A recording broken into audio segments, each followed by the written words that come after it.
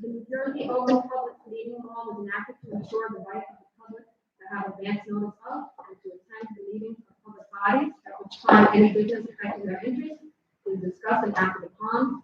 In accordance with the provisions of this act and the Board of Education Policy 0162, the Board of Education of the Borough of Brook has caused notice of this meeting to be posted in the board office and at Brook High School and mailed or faxed to the Courier News, Brook Borough Clerk, South Brook Board of Education, and any person who has requested individual notice and paid the required fee. Please stand for the pledge. I pledge allegiance to the flag of the United States of America and to the republic for which it stands, one nation, under God, indivisible, with liberty and justice for all. Here. He's here on Zoom. Moore. Here. Mr. Stevens. Ms. Rizzo. Here. Mr. Pansari. Here. Mr. Barrett. Here. Mr. Zucco. And Mr. Fazio. Here. I will say this, Stevens didn't get in touch and she had a conflict with work. Wow, to have live people is, I think, very exciting. So I'm glad to see so many faces tonight that are not just on Zoom. So welcome back, coming to the meeting. I look forward to trying to get some normalcy as we go forward. Is Mr. Baum here? No. Yeah. Mr. Baum. We would like to present Mr. Baum with his plaque for, how many years were you on the committee? 19. For his 9 years of service to the Borough of Brook and the school board. It was a pleasure working with you, and thank you so much.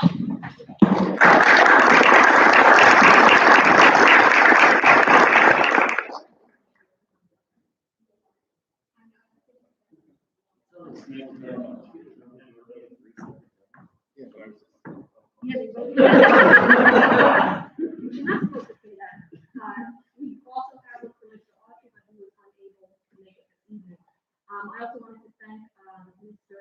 How do you pronounce his name? Venegas. He is retired, so thank you for the years of service that he gave to town. Having nothing else to say, I give it over to Mr. Dr. Gallagher. Okay. And at this time, we'd like to give out the Teacher of the Year awards. So they have some specific principals to give me a hand. So for Milan Adams, the Teacher of the Year is Ms. Paulina Kotek.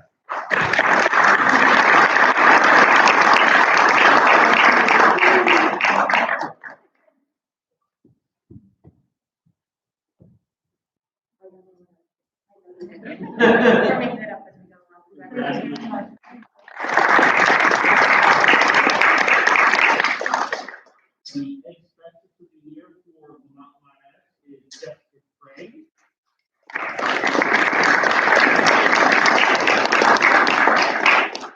Lafayette School Teacher of the Year is Catherine Rita Lopez.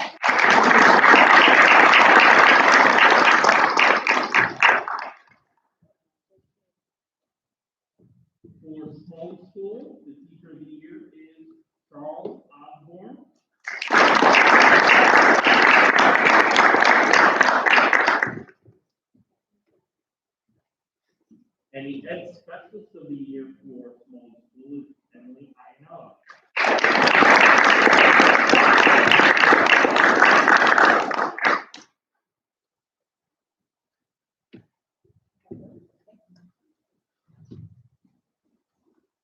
And community middle school, the teacher of the year is Stephen Nowicki.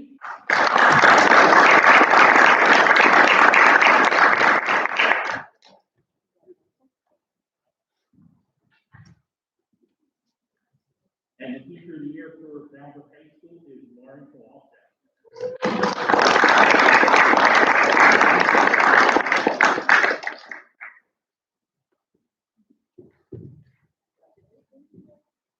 And the head specialist of the year for the high school is Deanna Sasso.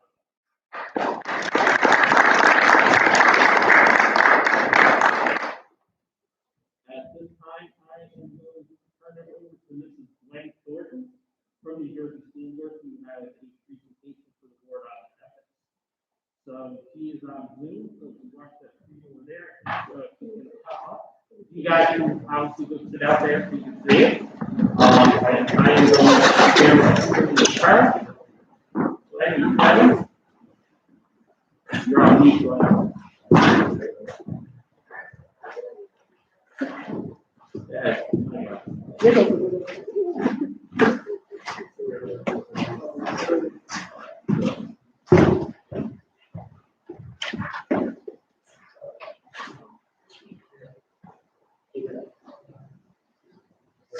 Right now.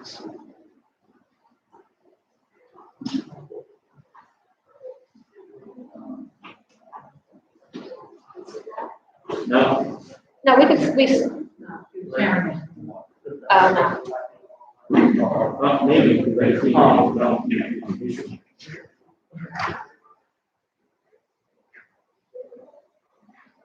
Now we can. There we go. We got it.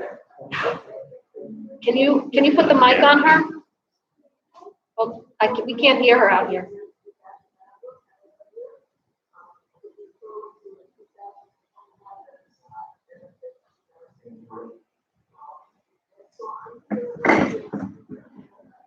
Can you tell her to hold on a second, please? Hold on 1 second, Glenn. I got to turn the volume on.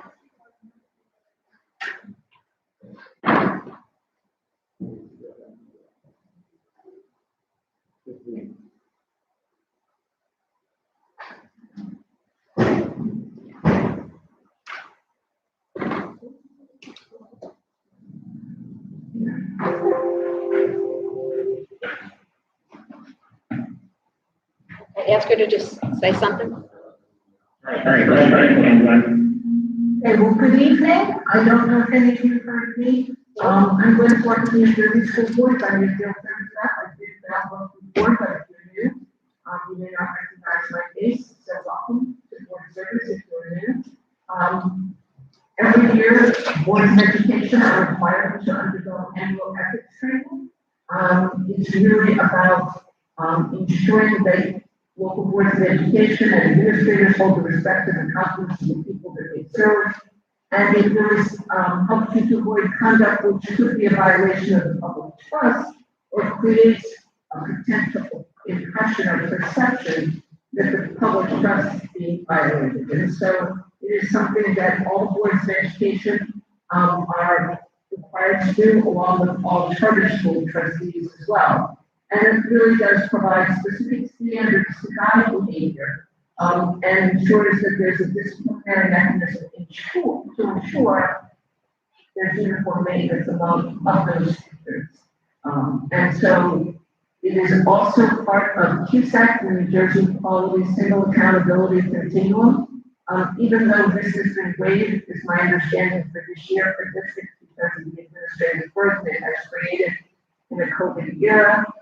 It is still required to fulfill your QSAC requirement to have annual ethics training, along with filing your annual financial disclosure forms and ensuring that you complete the mandated training. And so it is doubly important that this training undertaken on an annual basis. So the School Ethics Act, when it was established, created the School Ethics Commission, which outlines what are specific conflicts of interest for board members. It requires annual disclosure statements for yourselves as board members, as well as mandatory training, which came later, long after the act. That has not been around the entire time for school ethics. Act procedures, the school ethics commission, and the code of ethics procedures mandated training is a relatively recent phenomenon. So the school ethics commission is composed of 9 individuals who are appointed by the governor for 3-year term. No more than 5 can be from any one political party to ensure the nonpartisanship of the group. There are 2 school board members, 2 school administrators, and 5 citizens who are non-school affiliated in any particular way. Currently, there are 3 vacancies on the school ethics commission. They're missing a board member and 2 members of the public. And I'm hoping that the current governor will appoint those individuals shortly so that they have a full quorum to hear cases that come before them. In order to issue an advisory opinion, which I'll talk about in a moment, they need 6 members to be able to do that. In terms of required training, especially for those of you who may be new, in the first year of your board service, you're required to attend Governance 1, which is called New Board Member Orientation, and it really is about the skills and knowledge necessary to serve effectively as board member. It includes training in the law that's required around version 2SAC, which is the state's monitoring system. Evaluation of their superintendent, which is an annual process. HIV training, which is a harassment intimidation bullying, which I'm sure most of you are familiar with. And then training specifically on the Open Public Meetings Act, as well as the Open Public Records Act. And for those of you who are new, you will notice that we have acronyms for everything. OPRA, QSAC. Yeah. So if I'm using a term that you don't, and I forget to explain it, please stop me, and I will clarify for you because it can be very confusing. In years 2 and 3 of your first term of board service, you're required to attend Gov 2, School Finance, in year 2, Gov 3, Student Achievement, Curriculum and Instruction, essentially, in year 3. And then any of you who choose to run for re-election in the first year of any term subsequent to your first, which would be your 4th year of service if you're a brand new person, you have to go to Gov 4, which is your legal updates, changes in school law around HIV, and other appropriate information of things that may have changed since you first became a board member. So it's important to know that. The SEC has 2 different means by which it adjudicates issues. It will issue an advisory opinion on a prospective basis.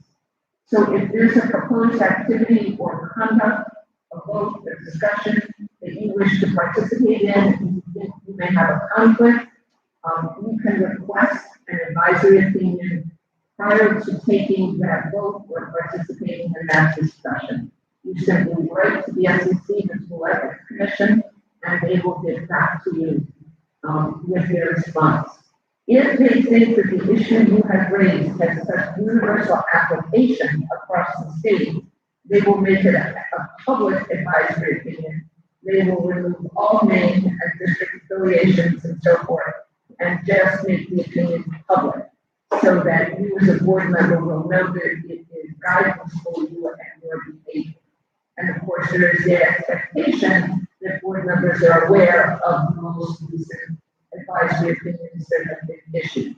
So if somebody violates one of the advisory opinions, saying, well, I think no, has not been held by them to be an excuse. Although in this year and last year, there was only 1 advisory opinion in each of the last 2 years. So it's not a huge issue to stay up to date. Well, for several years, in about 5 or 6 years ago, they hadn't had 6 members on the advisory commission, the ethics commission. And then all of a sudden they got 6 members and they issued about 30 advisory opinions to one another, which was hard for people to keep up with, including us. But in any case, that's what they will advise you of.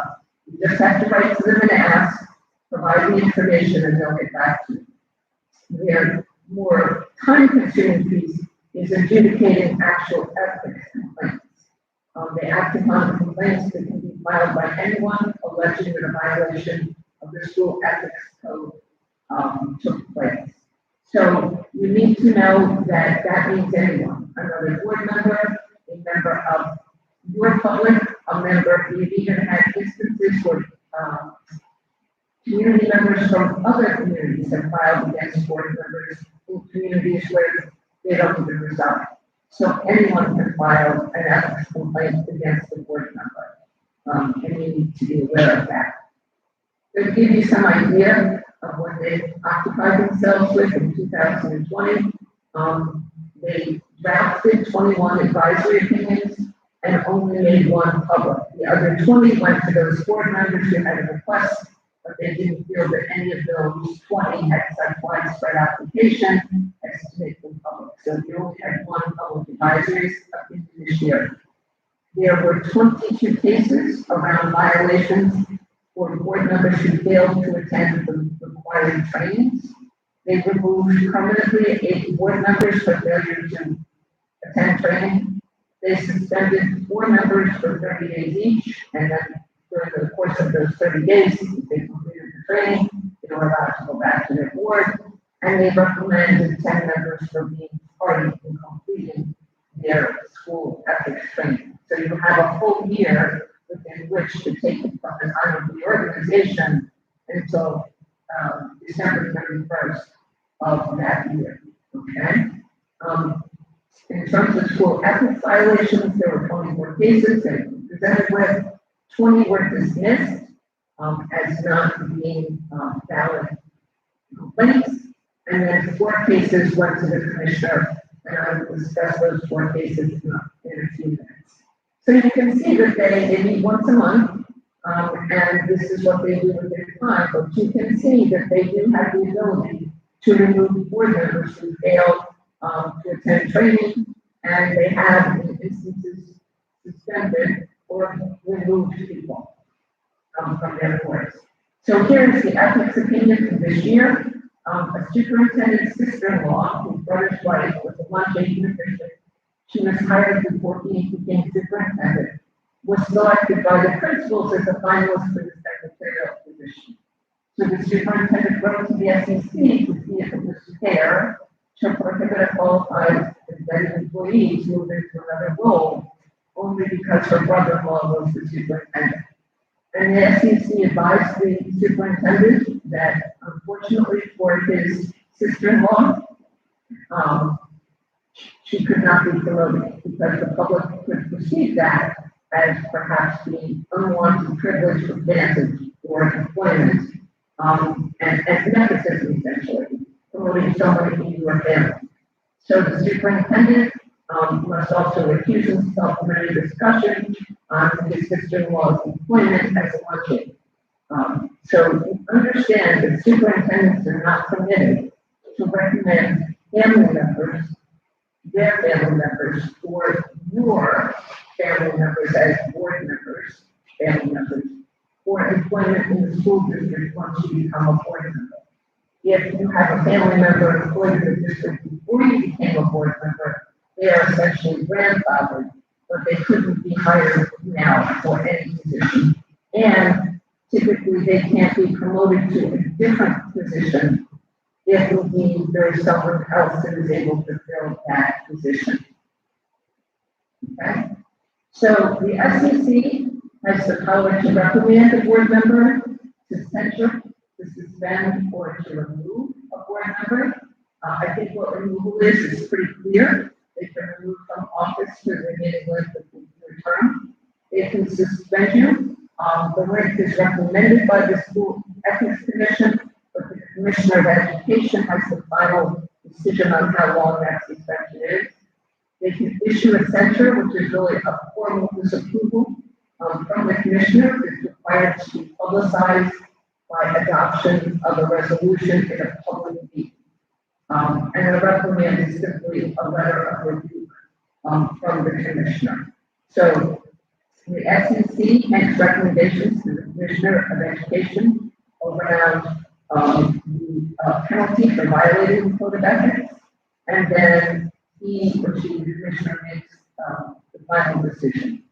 If a board member appeals it, appeals are heard by the appellate division. If someone, and I know you might find this hard to believe, files a frivolous complaint against a board member, they can be fined for filing a frivolous complaint of up to $500. And they have indeed levied, in fact, this past year, they levied a $100 fine against the superintendent who filed a frivolous complaint against the Board of Education member. So they do use their authority. They don't do it all the time. It's not all that common, but they can in fact find someone who files a frivolous complaint. We most often see frivolous complaints right before election season, which I call the silly season, where sometimes communities trying to remove an incumbent to less than scrupulous means will file an ethics complaint that may be frivolous. Here's the code itself, and you're required to uphold and enforce all laws, rules, regulations of the state Board of Education and all of the courts in New Jersey. So that means you must abide by all federal and state laws. So if there's a particular part of the curriculum that you might find offensive or that you don't support, or if there's an assessment, you may recall some of you when the park assessment was created, there were a number of boards who were unhappy with the replacement of the former testing regimen with park. It is not going to the district, and they wanted to not give the test. You don't have any choice. You are elected by your citizenship, but once sworn in, you become state officials. So while you represent your community, you are state officials and you're sworn to uphold the law. That doesn't mean just the ones you like and not the ones you don't like. Okay? You have to make decisions in terms of the educational welfare of all children and meet the needs of all children. The New Jersey Constitution, in fact, says that every school district must provide a thorough and efficient education for every student. Okay? You're required to confine your board action, policy making, planning, and approval. So what does that mean? It means you are a policy making body. The policies that you create provide a framework for decision making and for behavior and for operational purposes for your students, your staff, your community members, and for the board itself. You have board bylaws that specify how the board is structured, how you operate, whether by committee or committee as a whole, and so forth. All of those are part of your policy. And so really, your real major and important responsibility is policy making.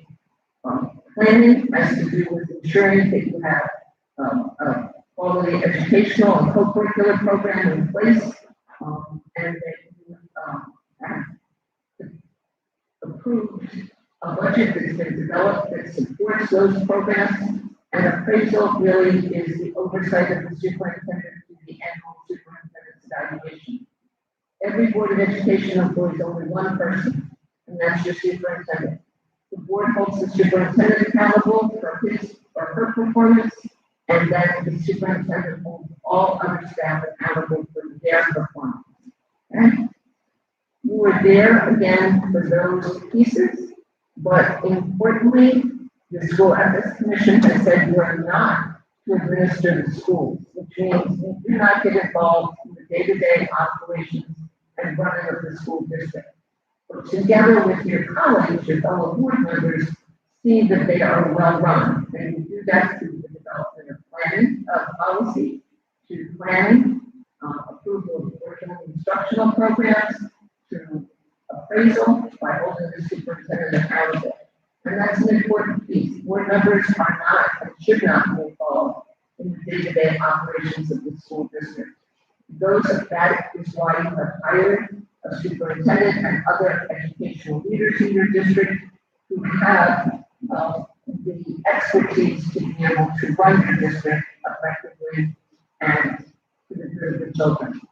You need to recognize that authority rests with the full Board of Education, making no personal promises. Individual board members have no authority.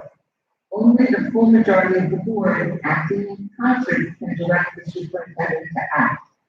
And once you are no longer seated at a duly advertised meeting of the board, such as you're sitting at tonight, when this meeting is adjourned, and you go home, or you shut down your computer because you are home, you have no more authority in the community than I do, and I don't live in Download. Okay? You're required to uphold confidentiality, meaning that you maintain the sanctity of executive session and do not share information that will likely damage your district, its staff or students, and expose the board to potential legal issues. You're required to provide accurate information and interpret the community's aspirations for the children. You are the what folks. You know what the vision is that your community has for its children. You develop goals, but making it happen is the responsibility of your administration. They're the how folks.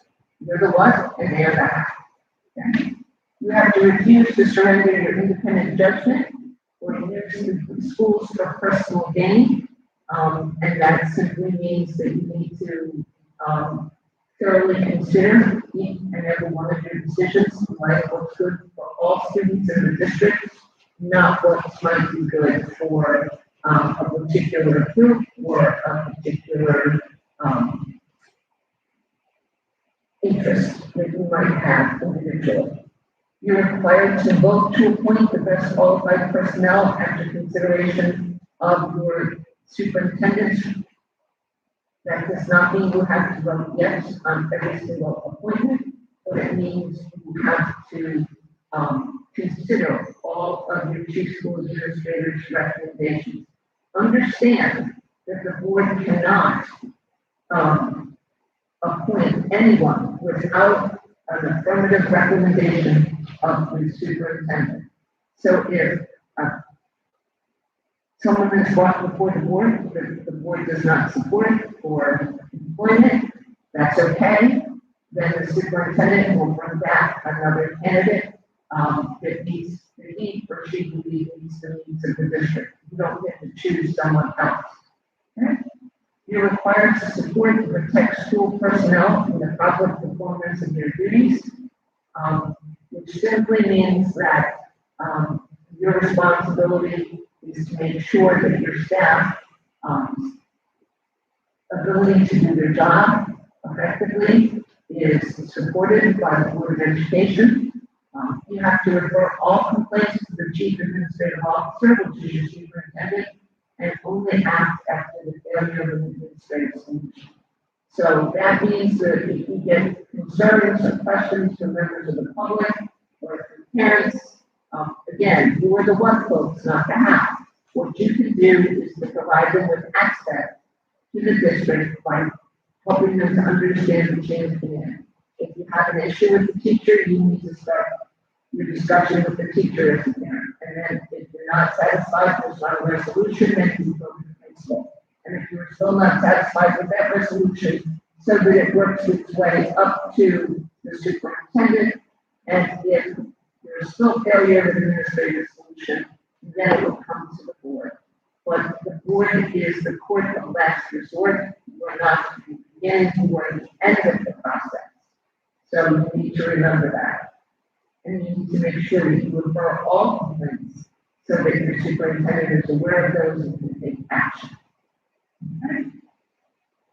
So here are the 2020 decisions. A board member was employed in a teacher in another district, failed to put on their financial disclosure form that they received income as president of the Education Association of the district where they work. So they omitted that income from their disclosure form, and so the commissioner issued a censure against that individual. And the teacher sent an email to the full board about the superintendent's handling of an incident, and a board member intending to email the board used reply all. So the parent teacher also received an email that included details of the board's executive session discussion. It violated confidentiality. It was a potential violation of the Open Public Meetings Act because the board was discussing on email what had transpired at the meeting of the board. And so the penalty that was issued was a reprimand. The commissioner has not yet weighed in on this, hasn't come to a final decision around this. I would just again caution you as board members that while email is very expeditious and easy to use, you should never, ever, ever be discussing with students or staff or any board business on email with one another. It is too easy to make a mistake because clearly this was unintended, but it can have negative consequences and expose the board to liability that you don't want to do. And it also is likely violative of the Open Public Meetings Act. And again, you know, the SEC talks to us regularly because we are charged with mandatory training and we're charged with training in the law. And so one of their SEC's questions to us is, how much are you training board members around the use of social media? Because it seems that the lion's share of late has been social media based. A board member posted the content on the blog that repeated unnecessary attacks on the qualifications, salary, and general employment of a tenured teacher in the district. So you have to again understand that while you have freedom of speech, once you become a state official and you are privy to confidential information, there are limitations around and not only confidential information, but information around staff that you have to support the proper performance of their duties. So going onto a blog and taking a teacher to task is not something that you can do anymore. You could do that before you became a board member, perhaps. Probably not a great idea for a child in school, but you could. But now that you're a board member, that's not protecting school personnel the proper performance of their duties. Because if I'm a staff member, I know their ability to teach properly and perform their obligations. And smearing and verbally attacking a staff member in public diminishes the entire board's integrity, and they intimidate the public's ability to address the board. So, you know, the board member argued, is represented as a private citizen, that this disclaimer, he wasn't speaking as a board member. However, he did reference it as a board member several times, and so it was not convincing that he was speaking as a private citizen.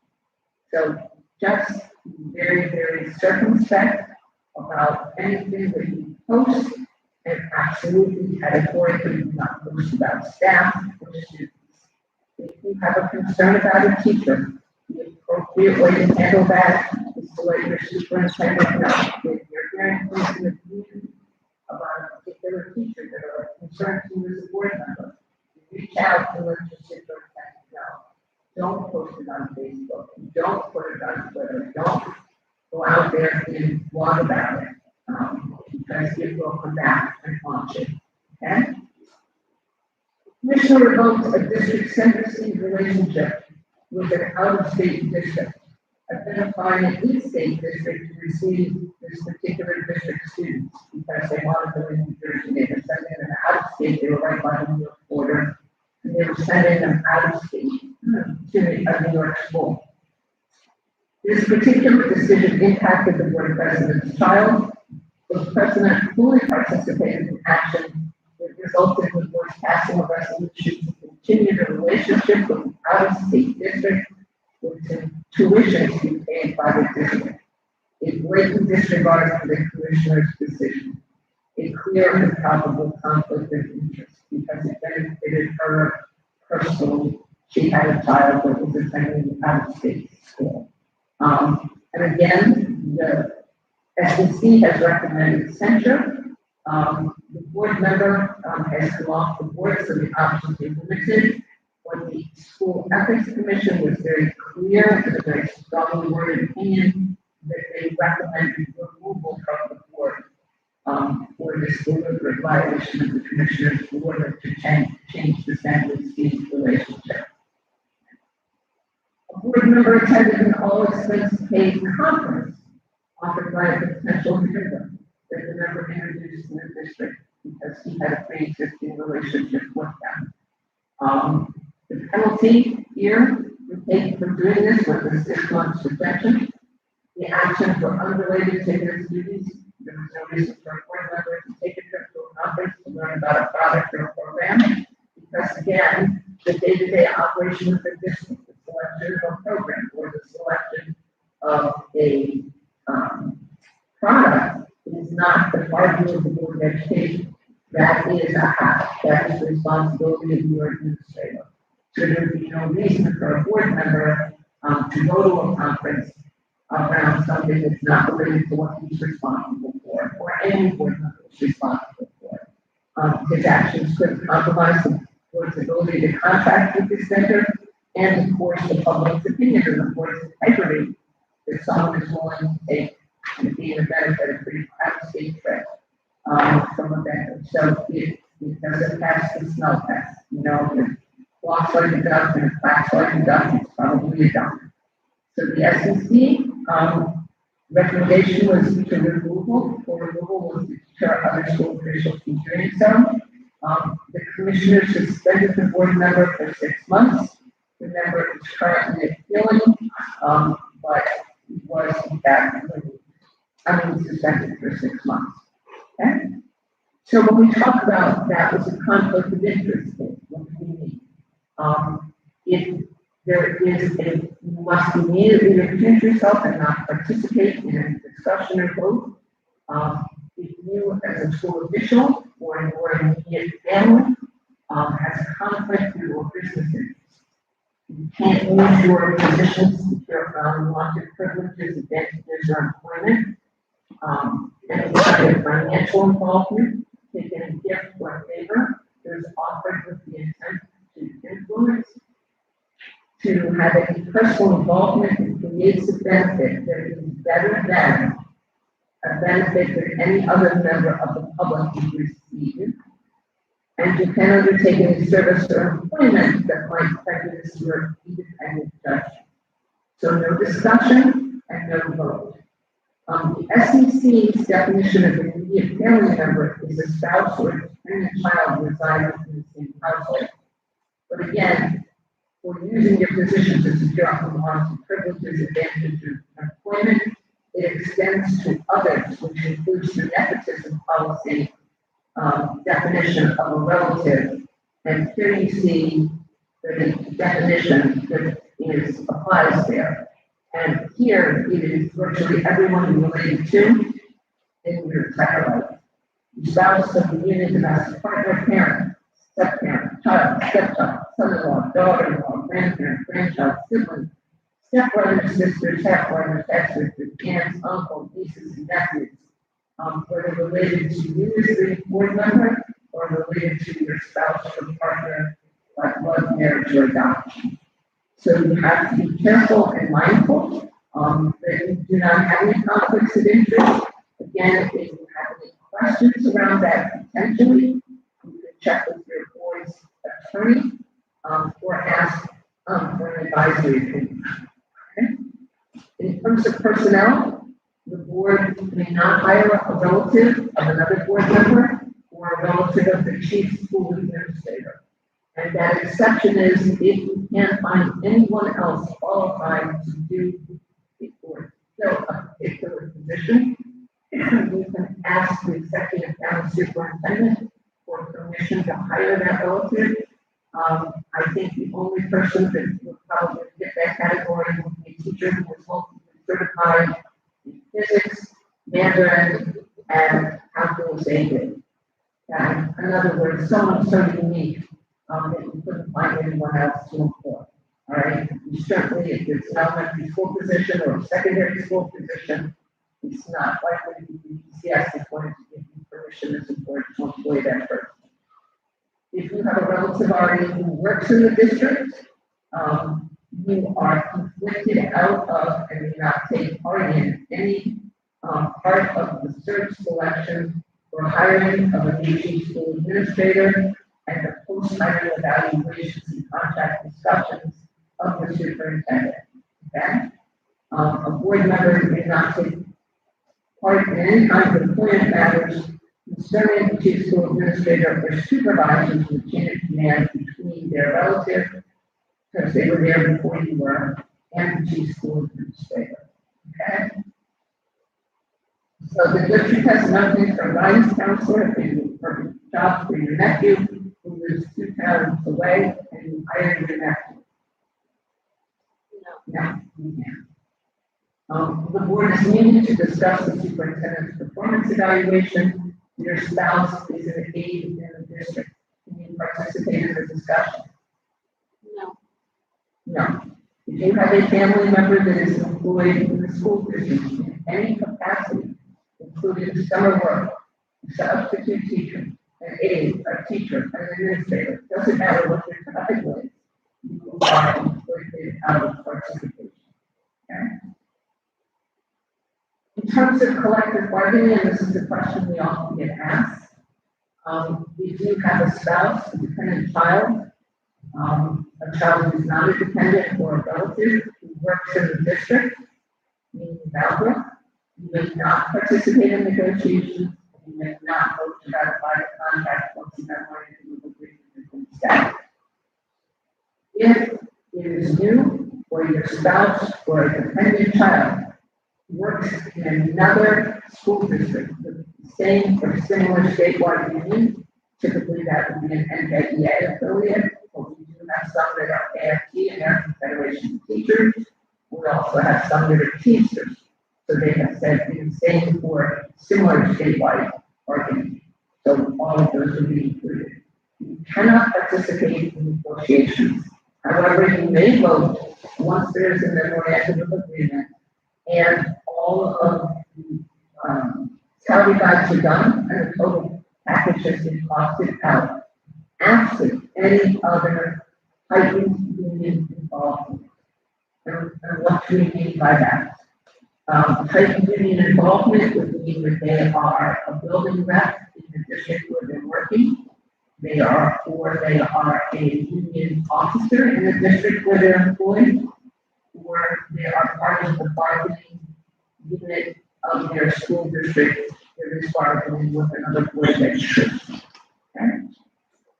If you have a child who is not a dependent, they live on their own, God bless them, and they work in another school district, they can participate in negotiations, and you can vote on the memorandum of agreement, again, absent heightened union involvement, which are those things such as being a building rep, being an officer, the association where they work, being on the negotiations, and where they work.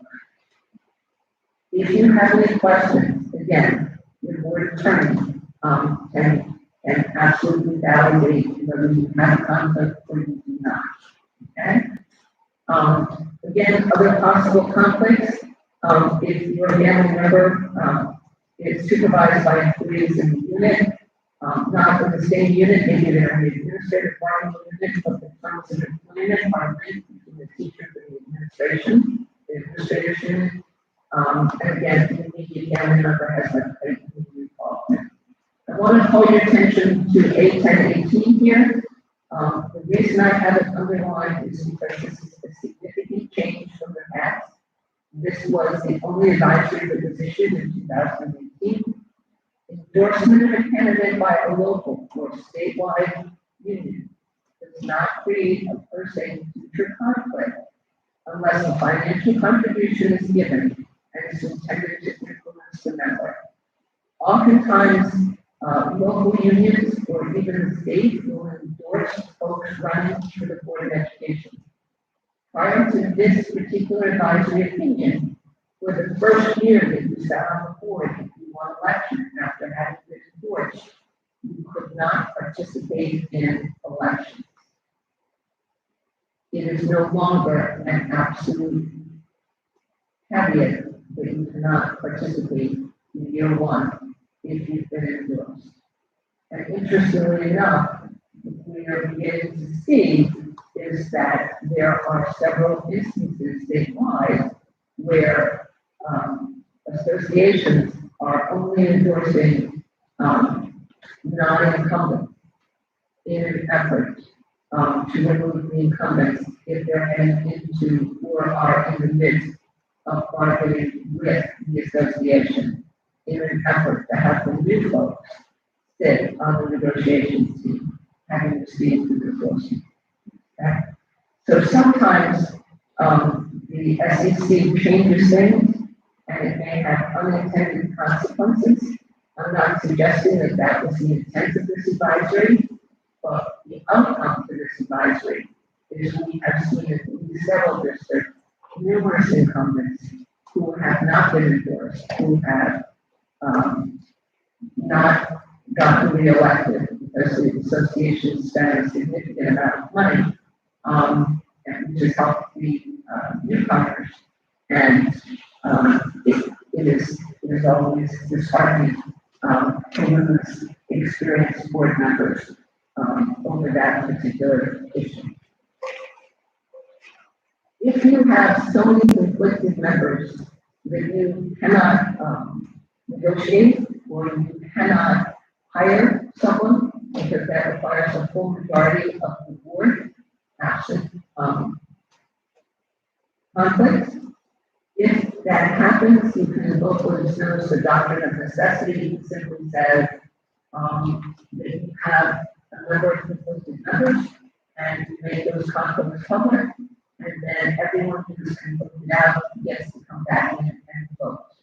But you don't need more than one eligible member to negotiate, because it's not a matter that you're going to require, that's going to be voted on, without having others involved in it, because you can hire a negotiator, superintendent, business administrator to assist, who will then come to a memorandum of agreement, and then we go to vote, we'll have to vote the doctrine. That's all in terms of, negotiations. And certainly for doing research, we have seen boards do a search with 2 or 3 board members, not even a majority, because they're conflicted out and cannot vote the doctrine. Another area that the SEC has weighed in on, and this is a relatively recent one, is the issue of volunteerism. So school board members are not banned from volunteering in the school, in the district where they're a board member, but there are very important considerations to take up. You can be an officer and hold an executive position with your PTA, PTO, or your home school association, whatever you can. There's a specification around that. But board members should refrain from activities based on the degree of involvement students and staff, and the degree to which the board member has authority to give or receive directions to or from students and or staff. Board members who volunteer in school should advise the superintendent of their planned in-school volunteer activity in advance. We do not want to handle any school funds from, this is relatively recent. I was a board member, in Bridgewater Garrison, going back now, you don't want to know how many years. I've been doing this work 18 years, so it goes back at least 18 years. And it goes back longer than that, because my kids are grown up. I used to run the school store at the elementary level, kids would buy pencils and erasers, book covers, and it was quarters and dimes and nickels, but I used to collect that from the little ones at lunchtime and then count the money and make it possible. I would not be able to do that as a board member, and because it was a regularly scheduled activity and all parents of school funds, and I was visited building on a regular basis, and would appear to be enmeshed in the building. And so you are no longer able to do that. So, I'm not trying to stop you from volunteering in your schools. Board members are some of the biggest volunteers in the school districts typically, but you need to ask yourselves these questions before you go to volunteer. Will I be giving directions or orders to students or staff? You should be able to say no, which means you still can be a class parent, you can still bring cupcakes or something healthy. I guess you can't do cupcakes anymore, but something healthy and nutritious to take in. Will I need to take orders from staff? You should not. Will I be in the school audit? You should be able to say no. Will it seem to people that are visitors in the school that I work in the school? If that's the case, that's a problem. Will you be handling the school district's money at all? You better be able to say no. You want to be able to lead a volunteer for a school district club or coach for a school district activity or sport? No. This all came out of an advisory opinion, actually.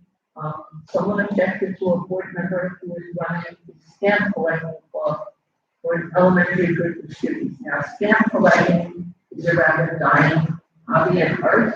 The stamp focused albums that I have in my home are from our sets of parents rather than ours. It's not a common hobby any longer than it once was. He loved doing it, the kids loved him coming in to do it, and when he asked if he could do it, we spoke about he could not do it, he resigned from the board. He made the decision it was more important for him to be able to interact with kids, particularly it was to sit on the board, because he knew that if he didn't do it, the club would not exist. There was no one who could take his place. So you can't be a volunteer coach anymore. In the district, you can still be a park water coach, you can be a park and rec coach, you can be a Girl Scout leader, you can do anything, any organization that has its own bylaws, bank accounts, including your ed foundation. You can belong to your education foundation in the district. It's a separate account, it's separate bylaws, but you can no longer volunteer those things. So we know one time, read across America, you go in and read a book, which is always fun to go for that. It's certainly something that you can do. Okay? They've also made inbound board members involvement in personnel, and they say board members involved in interviews other than positions, other than that for superintendent is not encouraged. However, in very narrow circumstances, subject to the approval of the superintendent, up to 2 board members can participate in observations and assessments with the recommendation of the chief school administrator. So on one hand, you have very limited participation in interviews, which are the higher, but they have explicitly said you can't participate in exit interviews. So as you can see, these decisions were made at much different times. The composition of the school ethics commission had changed and evolved. So very often, sometimes it will seem that there's a disconnect between some of the decisions and others of the decisions. But just know that over time, they may change, their circumstances and times change, and they make different decisions. So we make sure that we keep you up to date through school board notes. We always write about all of the latest ethics decisions. You can go online and read them online yourself if you're so interested in the Department of Education. We suggest that you develop a list for your board who might have conflicts and review it regularly because people's circumstances change. And then always remember to determine if you think that there might be a particular issue. Okay? You must just always and closely remember that it's your responsibility to protect the public trust, to honor your obligation to serve the interest of the public and the board, and periodically reevaluate the system to potential conflicts so that the board continues to have confidence and trust in the Board of Education. I will send you this in a PDF format so that you will have it as board members. Here are all of the links to all of the decisions in case you're interested in reading any of them. I find them interesting to read, but this is what I do. And so I'm interested in it, but it is helpful for you to be able to look at all of these things just to do some sense of it. So I would be happy to answer any questions that you might have. I know that that's a lot of information in a relatively brief period of time, but I hope that you found it helpful so that you will know what we can and can't do. And if you ever have any questions or concerns, you're always welcome to call me or email me. Again, for those of you who are brand new board members, I don't discuss our conversations with your administration or any member of your district or any board officers or another board member from your district. if you and I are in confidential session alone. So you can always feel free to call and ask a question. I will give you an honest answer. If I don't have an answer, I can put you in touch with someone at our association, that will have an answer, or I will get an answer for you if I can. So, questions?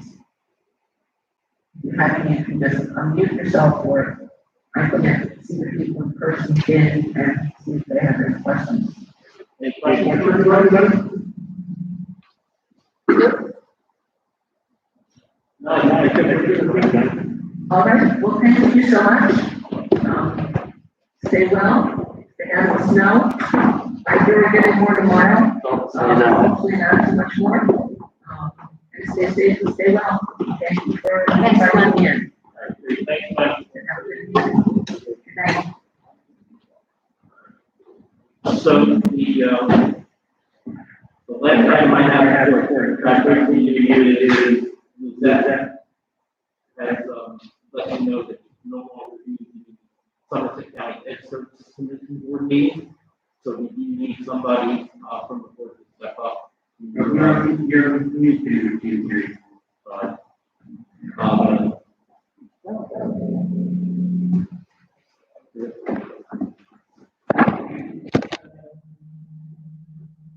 Hold on a second.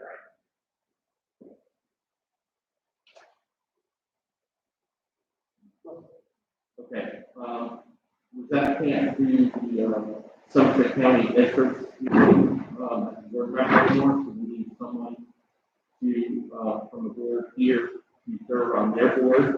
So just looking for somebody who can. What is the obligation? I believe it's one board meeting every other month. We're going with 6. They're on Wednesday at 4:30. Right. Right, if there's anyone on the board that's interested, let me know.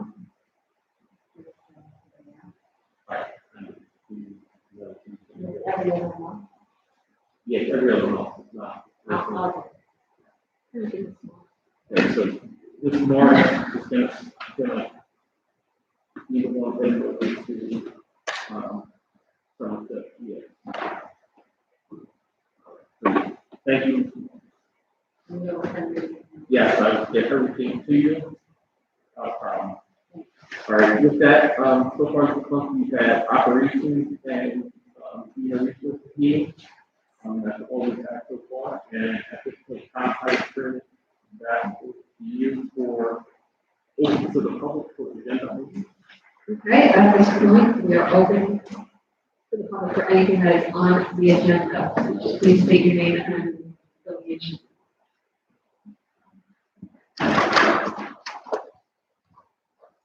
Can you hear me? Okay. I don't think it's working. Right.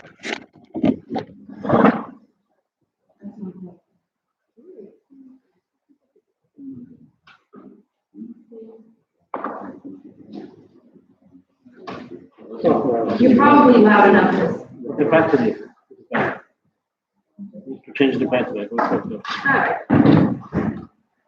Yeah, there you go. Next up, then.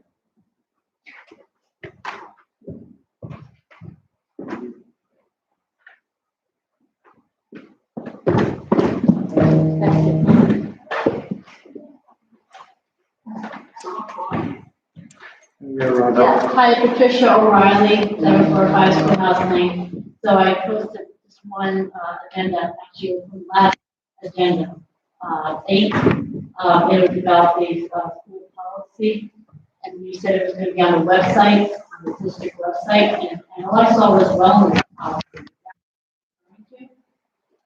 No, all policies have to be read twice, and once they're finally approved, they go on our website under the link of policies for the district. You have to click on that link for policies, and then you have to search it under the policy link. Okay, so it's not on the website yet, you're saying? You guys can go to this meeting? If it's not for this meeting, for the second meeting, then it'll be on after this. If it's not on for this meeting, then we can approve that it's on that site already. That's all.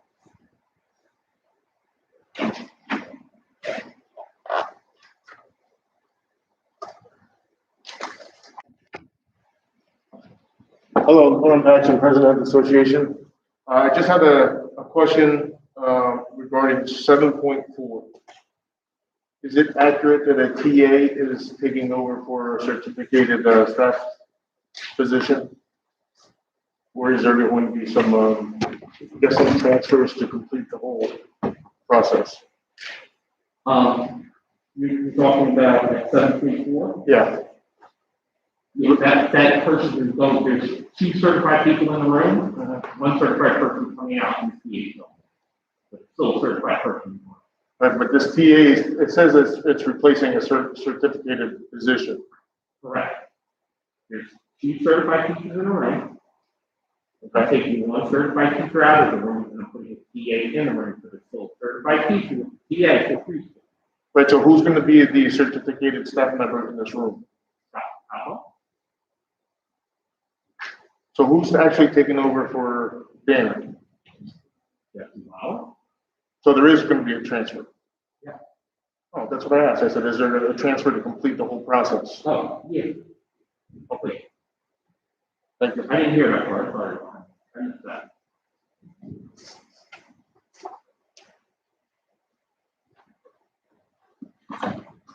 Are there any questions online? No.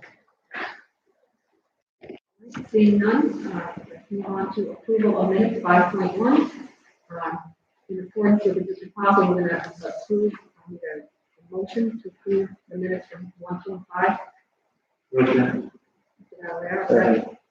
Mr. Tomaselli, any questions? Hearing none, can I get a roll call? Mr. Ball, Yes. Mr. Wilson, Yeah. Mr. Peters, I believe she was absent, so she will have to abstain. No, Ms. Martinez, yes or no? Was she here? No, she's not. She was No, not- sorry, she was not, she was Oh, not, not she was not on here. the other 26th, so she'll have to abstain. Abstain. Ms. Moore, Yes. Ms. Rosenbaum, Yes. Mr. Tomaselli, Yes. Mr. Valor, Yes. Mr. Buckler,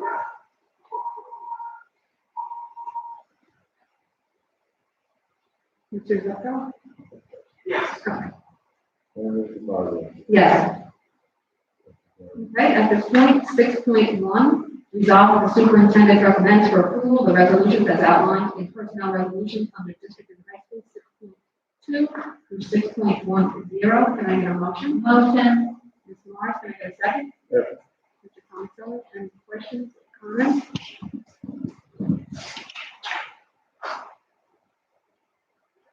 Hearing none, can I get a roll call?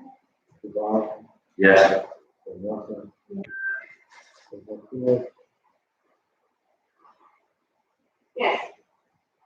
Ms. Moore, Yes. Ms. Rosenbaum, Yes. Mr. Tomaselli, Yes. Mr. Valor, Yes. Mr. Buckler, Yes. and Mr. Boswell. Yes. 7.1, resolve the superintendent recommends for approval the resolutions as outlined in personnel resolutions under middle and elementary school, 7.2 to 7.6. Can I get a motion? Motion. Mr. Tomaselli, second. Mr. Morris. Any questions or comments? Seeing none, can I get a roll call? Mr. Ball, Yes. Ms. Wilson, Yes. Mr. Peters, Yes. Ms. Moore, Yes. Ms. Rosenbaum, Yes. Mr. Tomaselli, Yes. Mr. Valor, Abstain. Mayor, Mr. Buckler, Yes. and Mr. Boswell. Yes. Number 8, resolve the Dunbrook Board of Education approves the resolutions as outlined in education resolution under district and high school, 8.2. Can I get a motion? Motion. Ms. Morris, second. Mr. Tomaselli. Any questions or comments? Okay. You see that there's a JV volleyball team? Is that correct? Is this new? Yeah, we started volleyball Basket. Schedule is so short, is it just not playing like basketball, or is it just because of COVID? They compressed all the seasons down so they could get some season. Yeah, that whole season is just for the first time, but, oh, that's, yeah, season 2, season 3, season 4. Yeah, that season is going to be on there.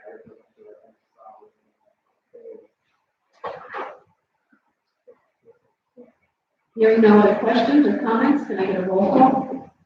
Bob, Yes. Ms. Johnson, no. Ms. Martinez, Just Martina. Yes. Ms. Moore, Yes.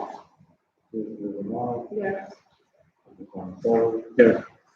Ms. Arroyo, Yes. Ms. Ruffo, Yes. and Ms. Boswell. Yes.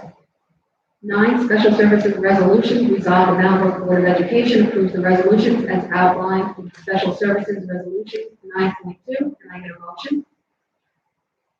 Motion. Mr. Val, second. Mr. Thomaselli, any questions or comments? Hearing none, may I get a roll call? Mr. Bob, Yes. Ms. Johnson.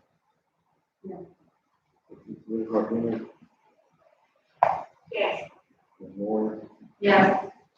Ms. Romano, Yes. Ms. Gonzalez, Yes. Ms. Arroyo, Yeah. Ms. Ruffo, Yes. and Ms. Boswell. Yes.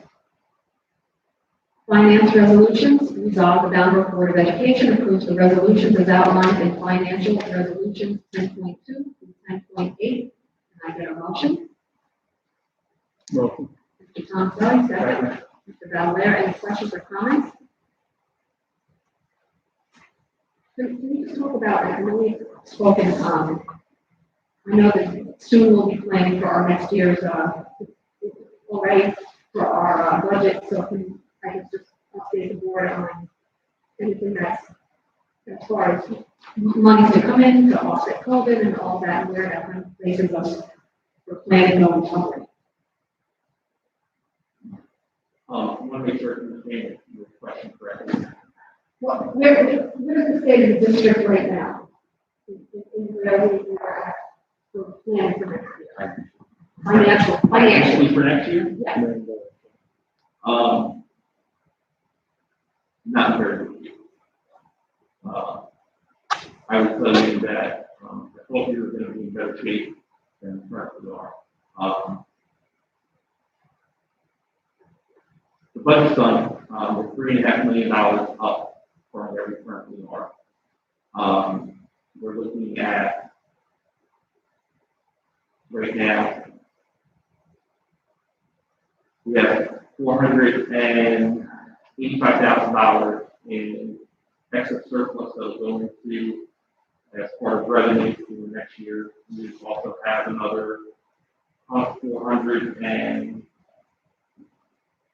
or so of extra revenue that's going to come in from South Boundbrook to offset that.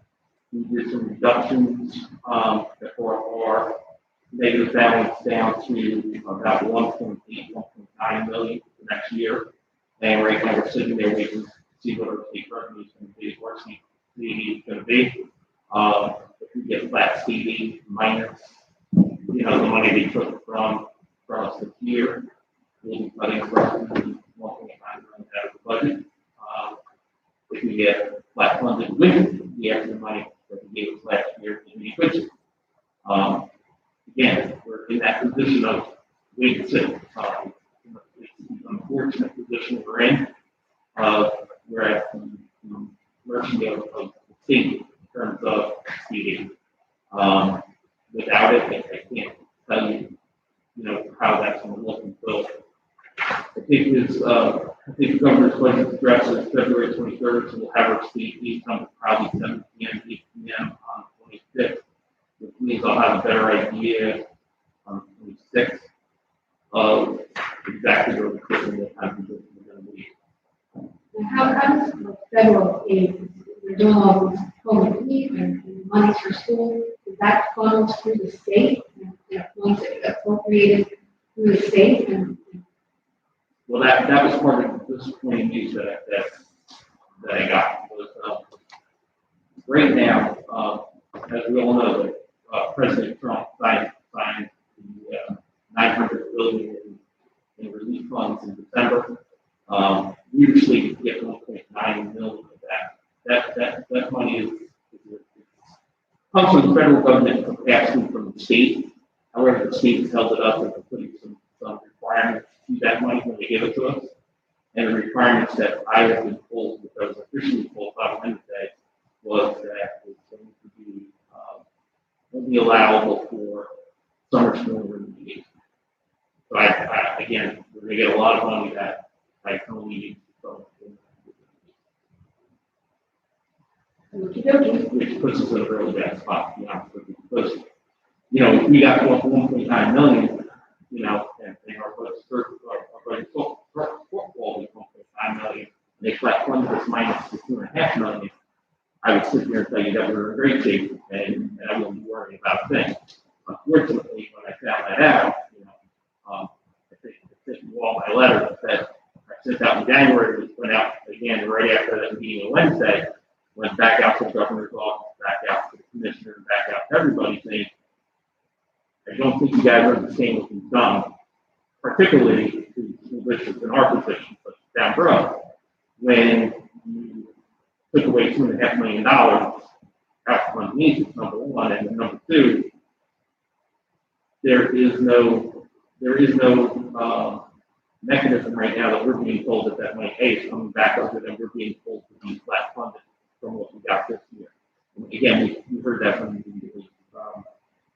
executive county VA to anticipate no additional funding. So that puts us in a really bad spot when being told to anticipate no additional revenue to the revenue that we got this year. That means we're negative 1.9 million.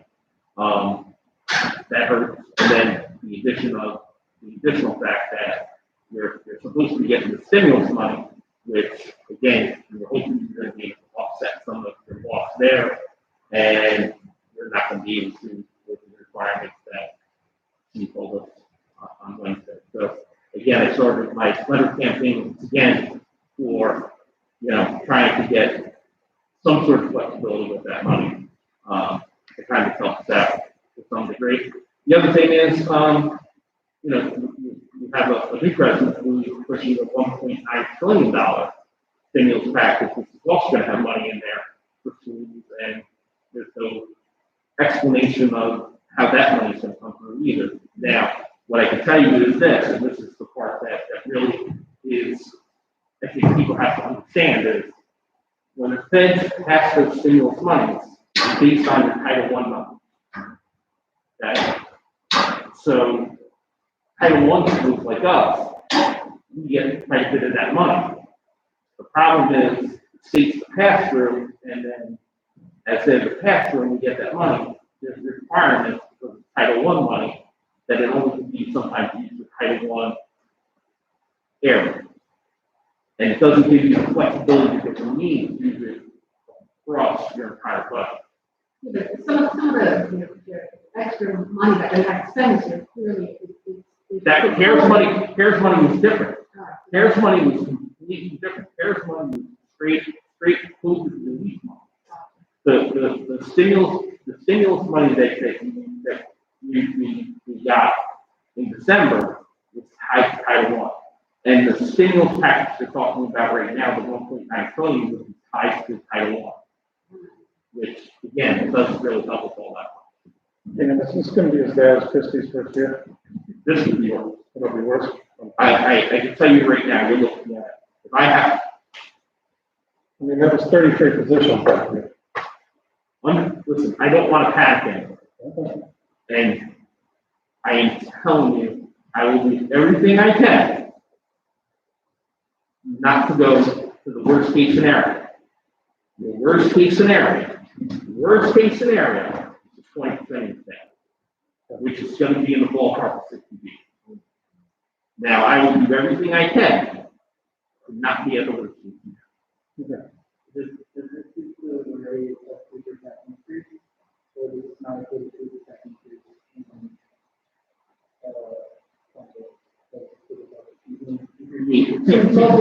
yeah. Yeah, I don't have any local tax increase in all budget whatsoever. And again, I don't know how big of that is. Could be a small percentage, it's $300,000. That's what it is. 3%, $300,000. You're not talking a whole lot of money, for $300,000. And let's Well, let's yeah, just, let's deal with this bridge when we have the process come the end of February.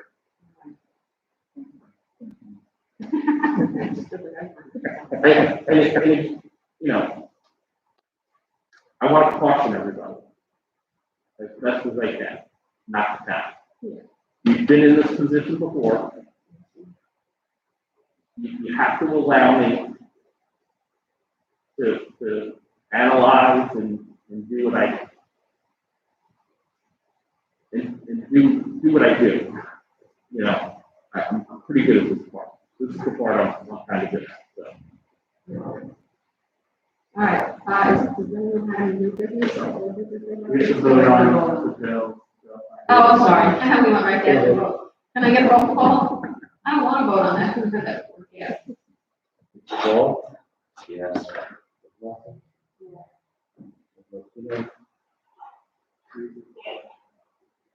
Warren? Yes. Mr. Lamont? Yes. Mr. Fontaine? Yes. Mr. Yes, with abstaining from check 3750.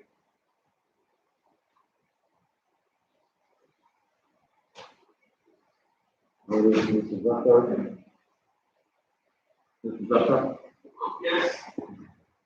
And Mr. Fowler? Yes. All right, now, does anyone have any other things they'd like to?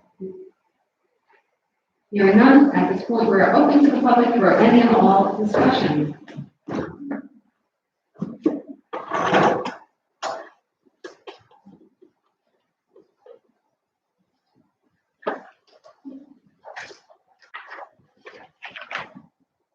Hi, Patricia again, 74 West Lane. So, Dr. Gallagher, you know, I posted 3 questions. Can you just let me, you know, I appreciate again this back and forth of allowing parents to come in. So if you could just, I know it was COVID related, so can you just read me what I posted? Your first question was wondering what feedback has been gotten from teaching staff regarding parents will allocate daily food with questionnaire. The school district personnel feel more comfortable about teaching in the classroom, so parents can truthful on the questionnaire.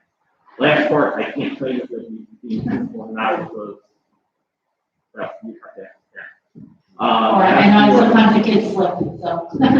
As for district personnel feeling more comfortable about teaching in schools, I think their level of comfort is the same. I can't say that it's all automatically, but I can tell you that parents are comfortable. The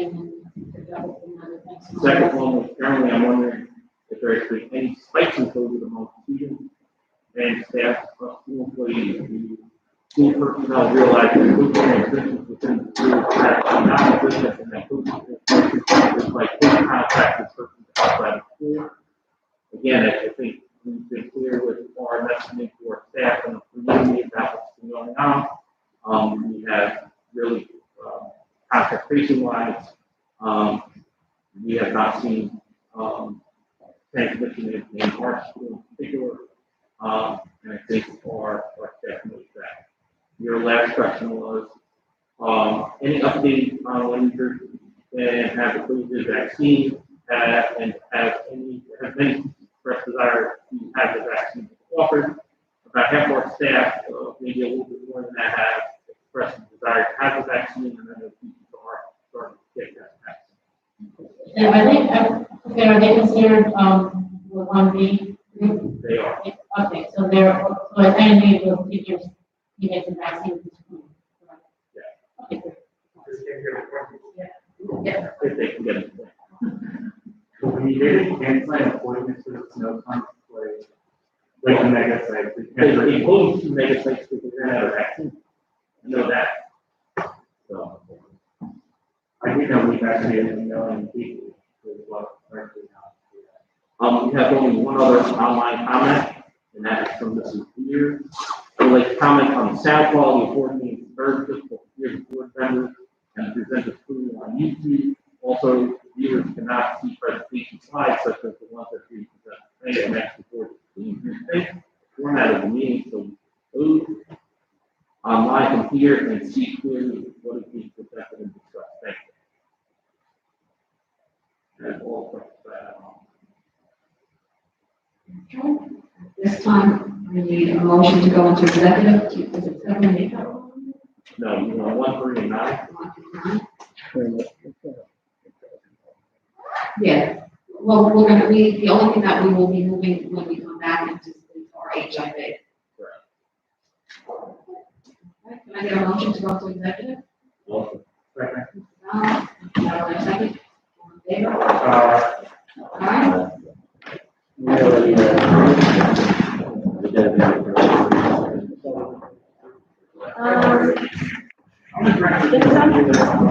Yeah.